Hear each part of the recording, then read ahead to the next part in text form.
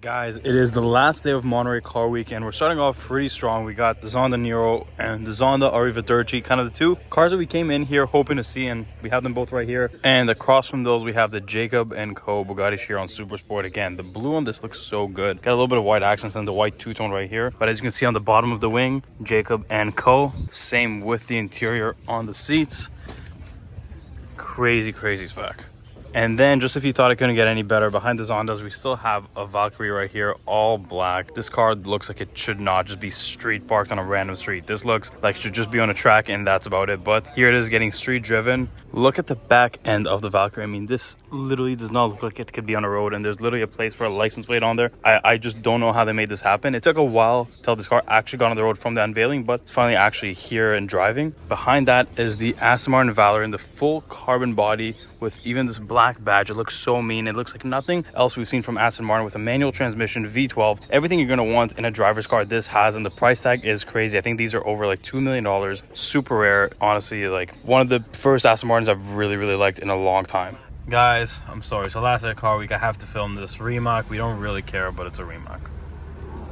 Guys, we are at the world's most famous and most iconic car show. This is Pebble Beach Concours, where they displayed the most important cars in history. Today, we're going to run through all the cars, see what's here, see the cars we like. Starting off with kind of this little JDM section, but over there's literally pre-war cars, supercars, muscle cars, absolutely everything. So starting off here, we have a pair of R34s. Honestly, again, JDM, you guys know, is not really too much of my type of thing. We have driven a lot of R34 on this channel, but this is, I guess, a mine's R34 GTR. I think, again, this is not my specialty. Once we get more to the supercars, that's more what I know of. Another one right there. Now, another car we have experience driving in this channel is the NSX Type R. Right-hand drive only. I don't think these were ever sold in North America. These things are worth probably 4 to 5 times what a regular NSX is worth. And of course here, more up our alley, the V10 LFA, one of the best sounding cars ever made. Lexus kind of did this one and done supercar thing. Took them forever to make. They lost money on every single one they sold, but now it is one of the most appreciated supercars of the 2000s. So starting off is one of my favorite cars that's even going to be at the show, the CLK GTR, the coupe. Coupes have the massive roof scoops. They look so aggressive. The roadsters are really cool because you're kind of out in the open in this absolutely crazy car, but looks wise and the lines and everything are probably a lot nicer, a lot more aggressive in the coupe.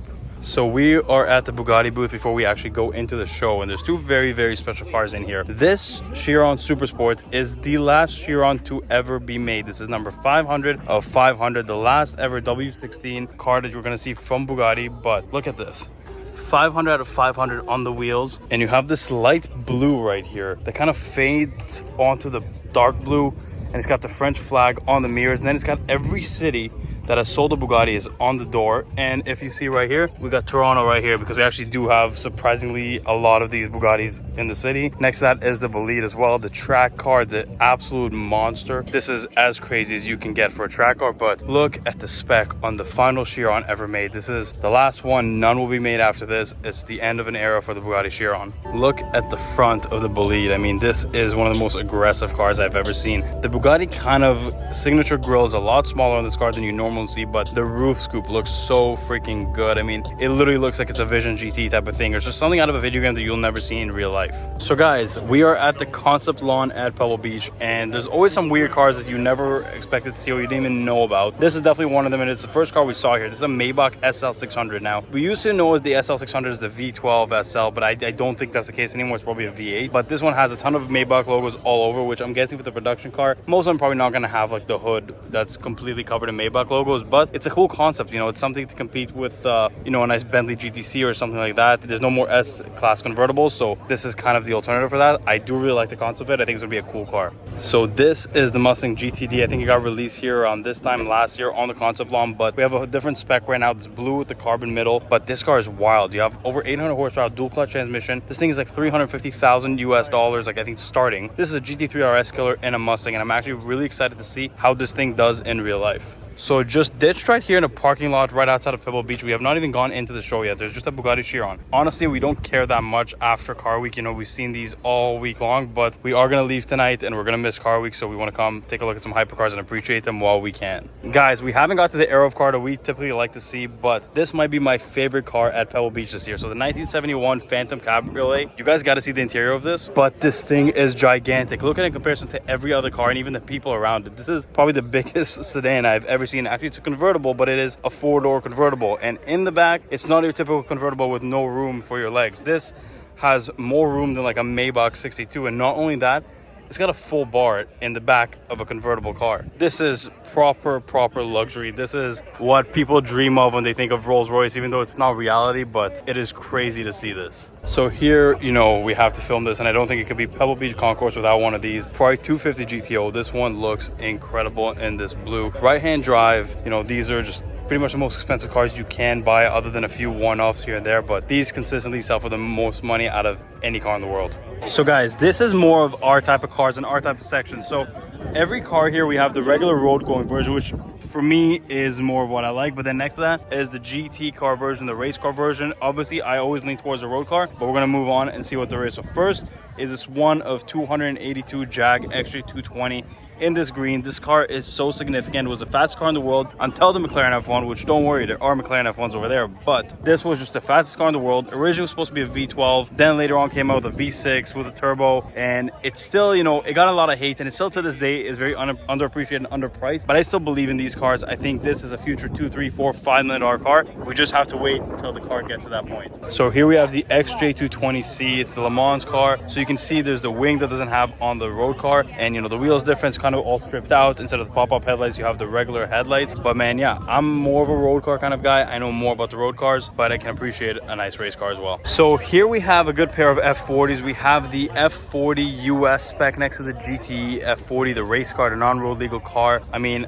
I'm obviously more about these types of cars. About 1,200 of them made. All of them are made red on red from factory. So this is as original as they come. Obviously with the race cars, you get a livery like that one, but this is just the way you would see it if you just saw an F40 driving on the road. But yeah, then with this, you kind of get different headlights. They're a little bit more closed off. You can see the bulbs inside. You get the vents on the hood. It's so much more aggressive, even though this is kind of bare bone, raw driving experience. This is just that to a whole other level. So the EB110 Super Sport, kind of the car that came before the Veyron, the first real hypercar, I want to say, that Bugatti ever made, even though back then it wasn't considered that. We got a V12 quad turbo with this thing, manual. It's very different than what the Veyron, the Chiron that came after it is. A lot more of kind of like a, I'd say lighter car, smaller car than the new ones, but you know, it's kind of hard to explain, but it's just not the same style. And you can tell the Super Sport because it has these kind of circular vents behind the back window, which the regular version, the GTs, they didn't have that. So honestly, yeah, this is kind of the predecessor to the car that now is, I'd say, the most popular hypercar in the world. And then next to that, even in the same color, the EB110, pretty much race car. And you can tell everything's completely different on here. It has this bigger wing, but the interior is not, you get leather and wood. Here you get an absolutely stripped out interior with one seat.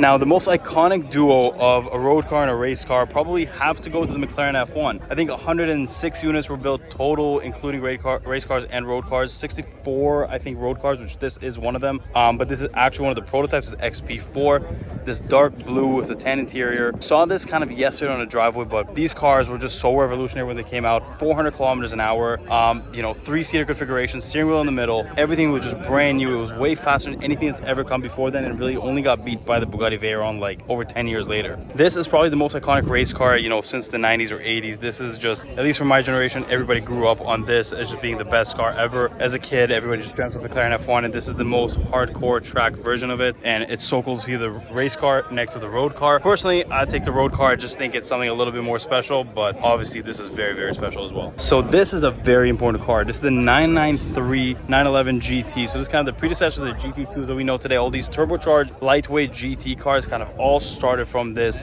which is pretty much a homologation special type of thing, where it's based off the race car, but this is just, if you want to drive that car on the road, this is what it will be. These things are worth huge money and you just never see them around.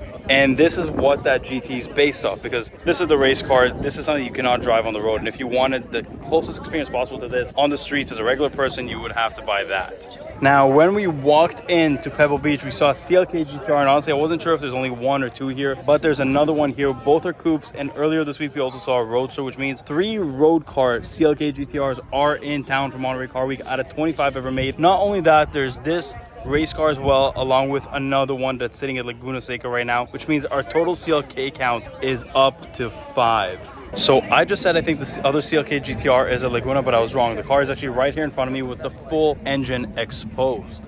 This is crazy because that brings the Pebble Beach CLK GTR count up to 4 and the Monterey Car Week 2024 CLK GTR count up to 5. Now here we have one of my favorite cars, one of the best looking cars. We saw this car driving a few days ago actually, but this is a Miura SV and I've never seen another one in this color. The best version of the world's first mid-engine supercar right here, and honestly not only is it the world's first mid-engine supercar, I think it is the best looking supercar ever made. So this is the Vector W8, one of the craziest looking cars we've pretty much ever seen. A very kind of narrow front, but it really widens out in the back and it's so noticeable. But the craziest fact about this car is it's paired to a 3-speed automatic transmission. So this is something that I always wondered. How would you get into this wedge-shaped car? As you can see, it just, I guess, lifts up. It is such a weird looking thing, almost like a little trolley or something. It's so low to the ground, but it's weirdly a 2-seater. And then I guess there's just very, very tinted glass on the inside where you can see out of, but I guess the more you know. This is how I guess the door opens on this. So this is like the crazy like wedge car. I don't really know anything about it, but as you guys saw earlier, this thing kind of lifts up and there's a seat right here, and then you just go and you sit down and I guess you drive it. So the low-tech C1000, one of the coolest cars we have seen at Car Week, a one of one. I'm gonna say a hypercar because 1,000 horsepower monster that just, you know, nobody really knows about. But here it is at Car Week. We have Gabe just chilling at Pebble Beach, sitting on the car because he doesn't want to stand anymore, but you know, it's casual things for a low-tech C1000. We have the Code Zero right here based off an Aventador, but this thing has this crazy looking body, almost looks like a Cybertruck, but from, you know, quite a while ago. A little bit of carbon fiber on the sides, but it's mostly, honestly, just kind of looks like stainless steel. I know it is just silver, but based off an Aventador, and man, the interior color actually weirdly matches the exterior color in this crazy silver with some green accents, kind of like the brake calipers right here on this car. One of the craziest one-offs we've ever seen. Oh, you can see the door opening right there, the green inside, but what an aggressive car and someone's kind of own take on a Lamborghini Aventador. The one of 9 Cizeta V16 engine. I think it's very loosely based off the Diablo chassis, but this thing is significantly bigger than that. The white on red spec is great. We saw earlier at RM Sotheby's the Brunei version of this car, the Brunei car, the blue on blue, but 1 of 9 white on red looks incredible. And the one thing I will never do on this channel is I will never skip a Lamborghini Miura. We have this P400 right here in this beautiful orange. I will never walk past a Miura without filming it for you guys. Such a good looking car. CLK GTR.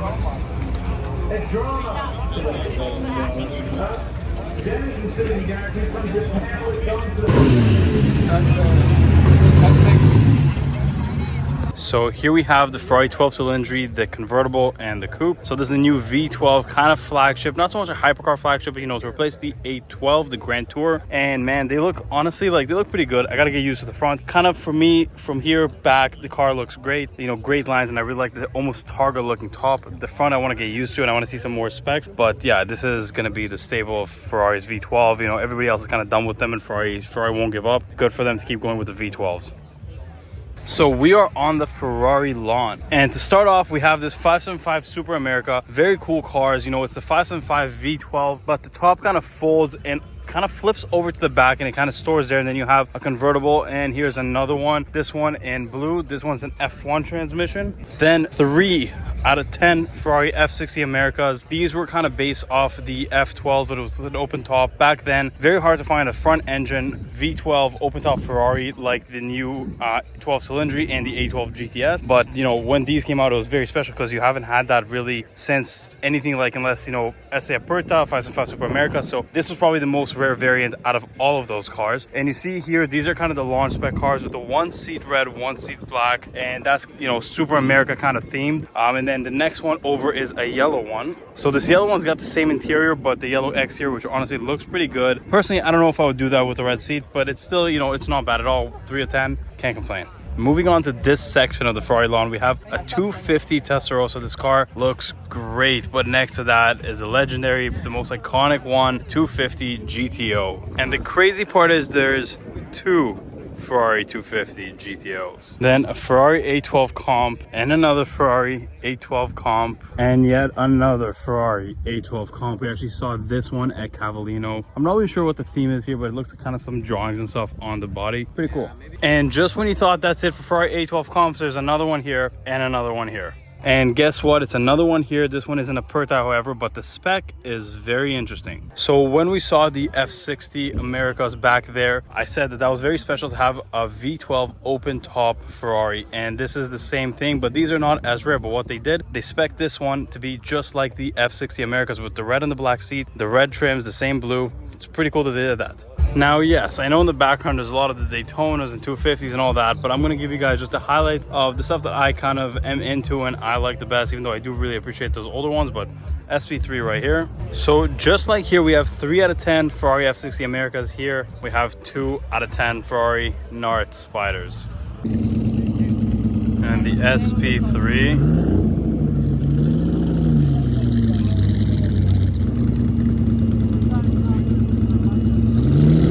So the final time that we're gonna see cars at the Polo Fields, and man, are we starting to slow it in with a banger. The CLK GTR with the door up. Check this thing out.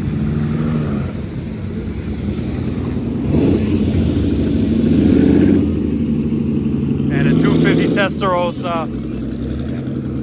So guys, CLK GTR over there, if you can still see it, but also over here. What the hell? So we just saw 2 CLK GTRs at the same time. Guys, say goodbye to Car Week. We're gonna see all the cars are now being loaded on, but this is coming towards an end for the year. Oh, F1.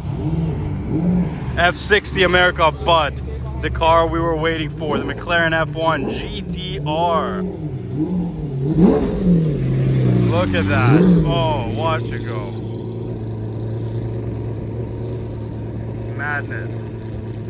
Guys, look at the madness. Monterey Car Week is finishing right here. The last few cars, not the last few, but everything else with Pebble is getting immediately loaded up with the trucks.